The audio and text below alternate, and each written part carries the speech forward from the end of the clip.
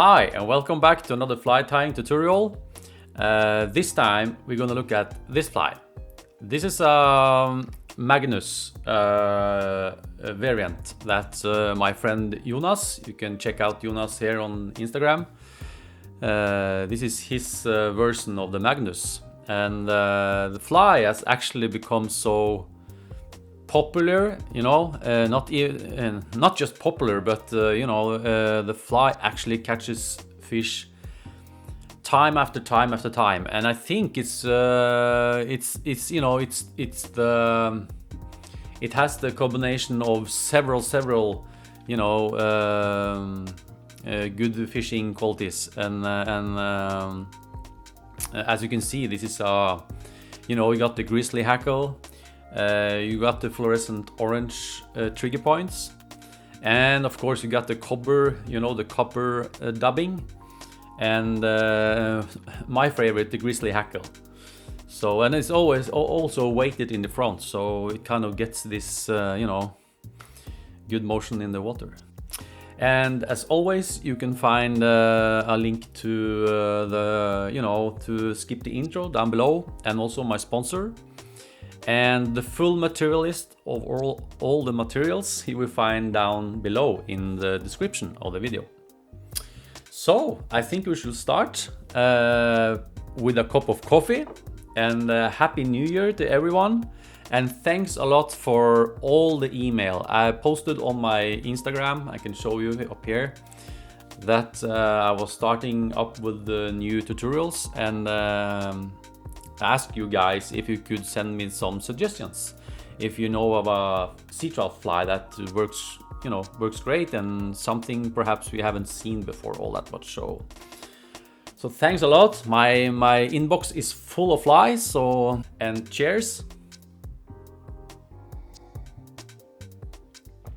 Oh, coffee. Let's start this fly, okay? So here you can see the fly. This is a size 6 hook, and I know Jonas also tied this fly in a size 8 and a size 10, even smaller. So, but I have been tying it in a size 6. It works great for my fishing. So you can decide, but this is a size 6. And look at the trigger point. You have a trigger point in the front and in the back. And yeah, it looks great. Okay, let's start. So for this fly, I'm using the Gamakatsu F314 in a size 6. I really like this hook for this fly. Okay, and for thread, I'm using this is the Semperfly fluorescent orange. Yeah, so let's start. And we're gonna start off in the front and make nice tight turns. And we're gonna make a nice foundation for a fly, okay? All the way back to the hook point. I'm gonna snip off the thread, and then we're gonna tie in the tail. And this is the grizzly hackle I use. I'm going to put up some suggestions for capes to use. There are several different capes you can use, but just a normal grizzly hackle. And for the tail, this is quite important because on a cape, usually the feathers on the side here is a lot stiffer. You know, when you tie dry flies, often you pick out the fibers from this point because the fibers are stiffer. Meaning, when you have a hackle tip tail, you usually want to have some stiffer feathers, because they can sometimes they can tangle up in the hook. So pick out some feathers from the sides, and often you can see that these feathers are a little bit darker, a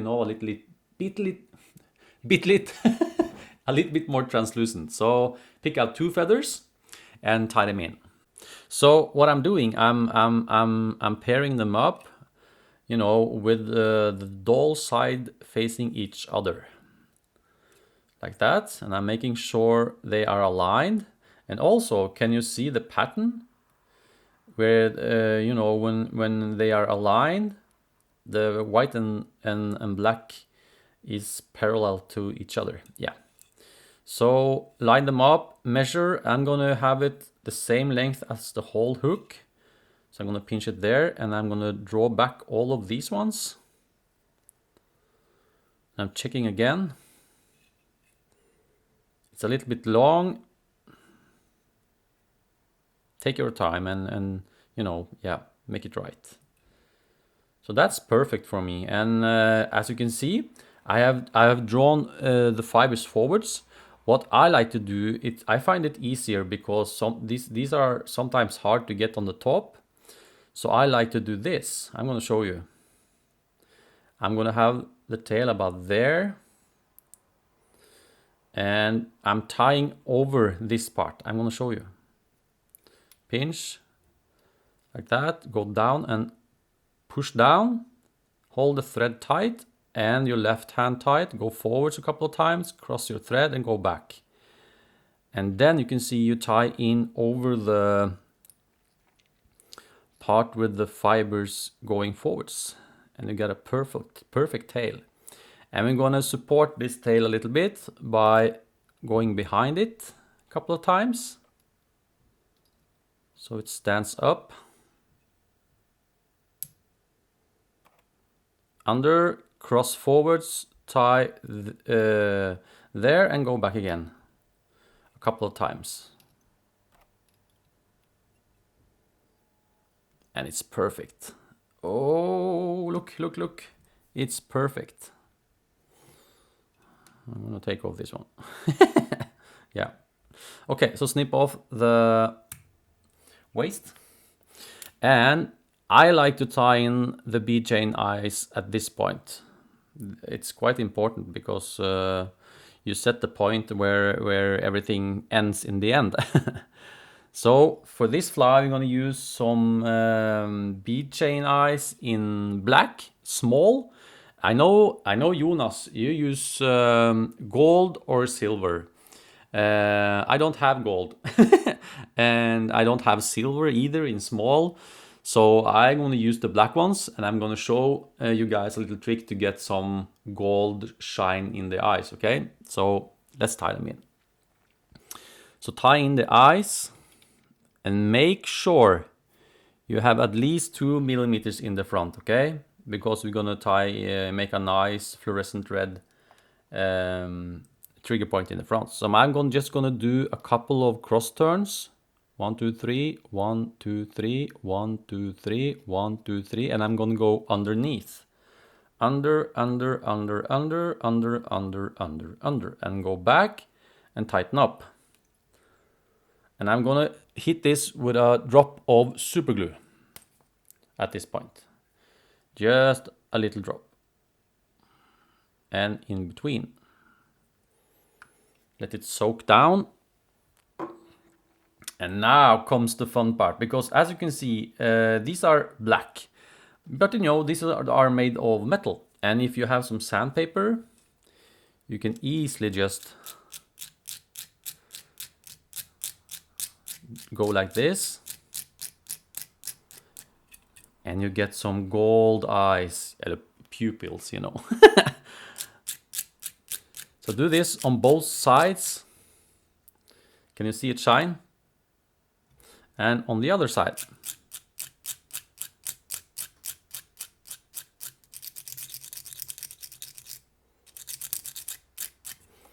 You know, I don't think this has anything to do with the fly catching fish, but for me, you know, it looks good in the box.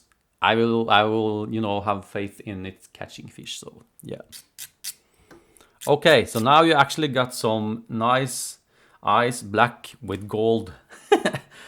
And then we're actually going to make a trigger point in the back. So go back, and then we're going to flatten our thread.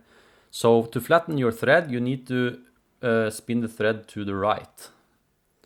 So spin it a couple of times, so you can see your thread is flattened out. Okay, then it's much easier to make a trigger point. Don't tie over your tail. Go forwards again.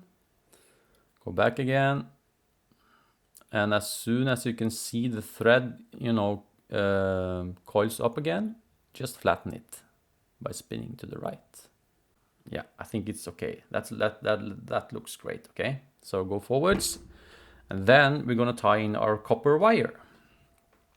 And for this, I'm just gonna use some ultra wire. This is 0.3 millimeters. I'm gonna tie it in on the side. And now, pull it a little bit down and stop just before your trigger point, okay? Go forwards again, and now we're gonna hit our trigger point with a little drop of varnish just to secure it, because it's easier to do this now before we dub and everything. So just hit it a little bit with some, just use some varnish. You know, the varnish from Vineyard. This is the best. I think it's the best because of, you know, I like the smell of it also. Yeah.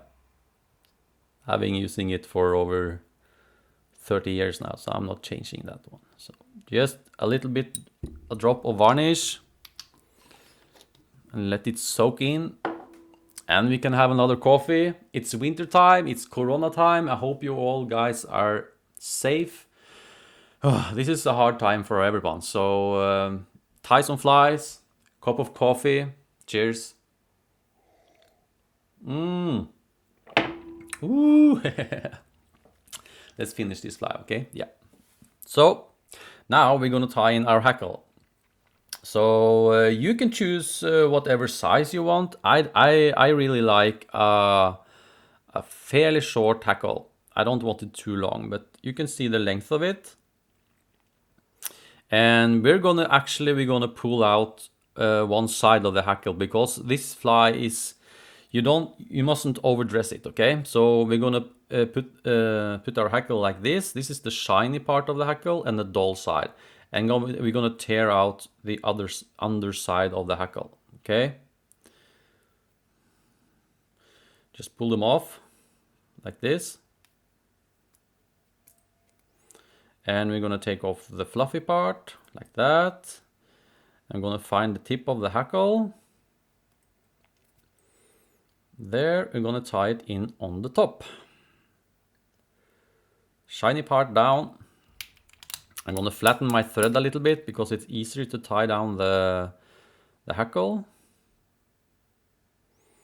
And make sure to stop just where your trigger point starts, okay? Tie it in like that, snip off. The fly is soon finished.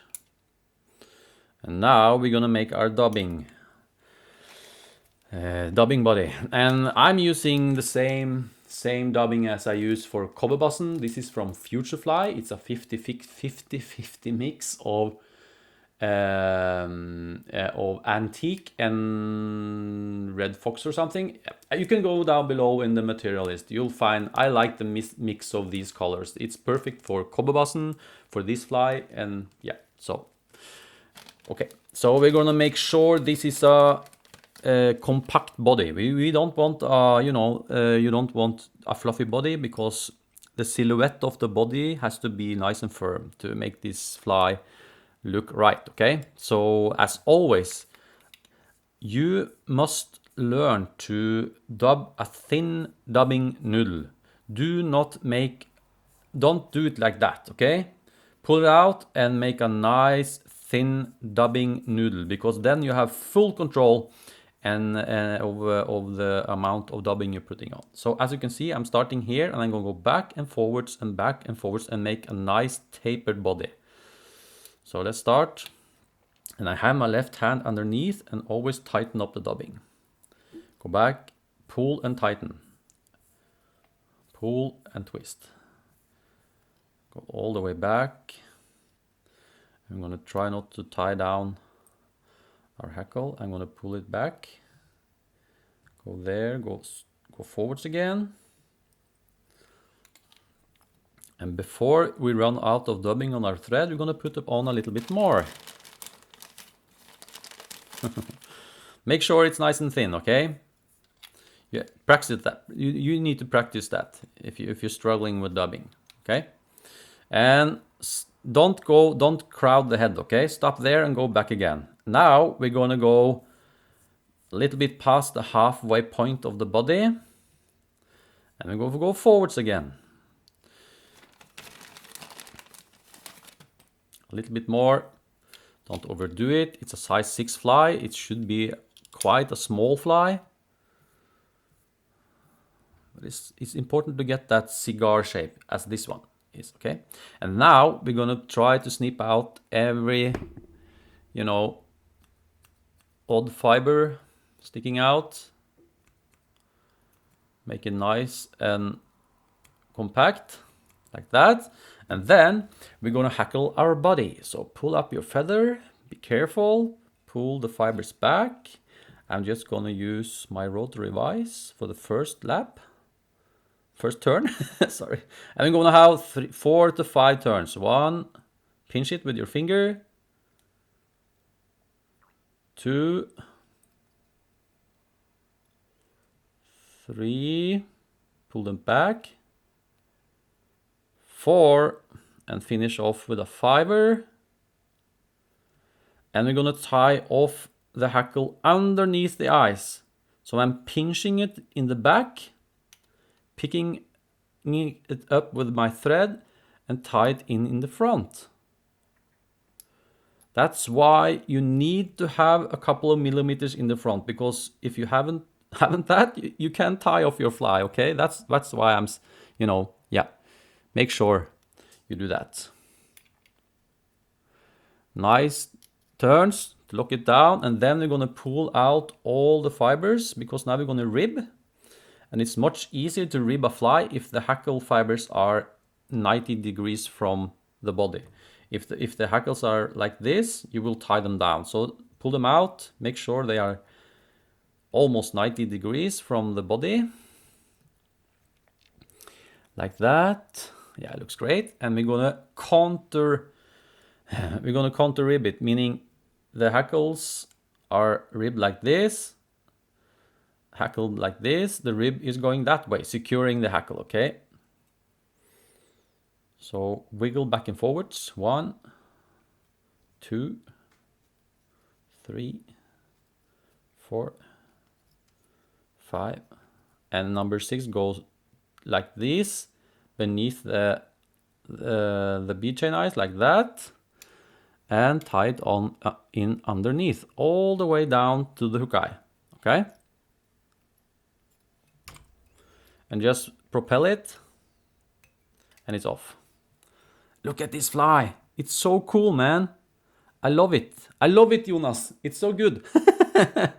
This is, you know, this is a Magnus fly, but the color combination is, you know, yeah, it's a killer fly. Yeah, look at it. Woohoo! Okay, so now we're gonna make the head. And the head, you know, we're gonna use our thread. I'm gonna start with a couple of turns in the back. And we're gonna cross figure 8 the thread in between the eyes, just to make a nice fluorescent orange head. And this actually this shines up in the water. Yeah. So you can spend how much time you want trying to fill out the gaps. I'm just gonna, yeah, I'm quite satisfied. I'm satisfied there, yeah. So this looks good. Finish off with a whip finish. 1, 2, 3, 4. Pull it, snip off your thread. Look at this, look at it. Oh, it looks so good. And with the grizzly body, I love grizzly hackles, you know. It's really a fly I love, and I've caught a lot of fish on it. And my friend Stig, he also loved this fly. He catches a lot of fish on it.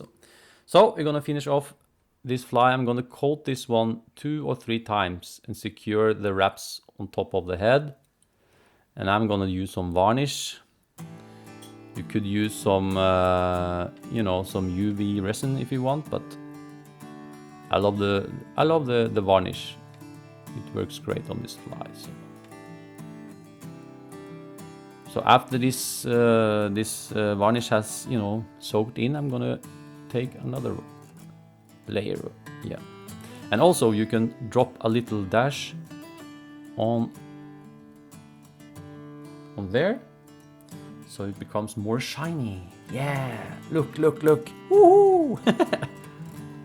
And also you can see when you tie in the tail and you line up the hackle tips, the nice color of the grizzly hackle, it's perfect. Yeah. And Jonas, thank you for the you know, for the tip. And I hope you're doing great in Denmark and stay safe.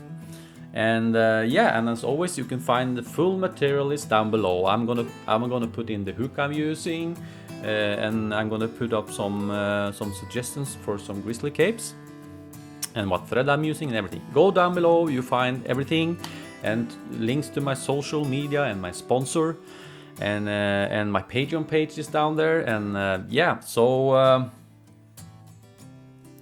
I'm happy with this one. This is, oh look, okay, first cheers.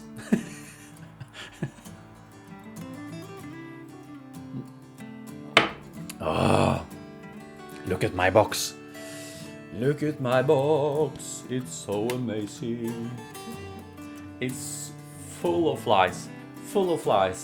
And I have tied several flies. I'm gonna put in some more, and yeah, I recommend you tie this fly. It works great and very great in the winter time. You know, the copper. Yeah. Okay, thanks for watching. I'll see you guys in the next one. Cheers.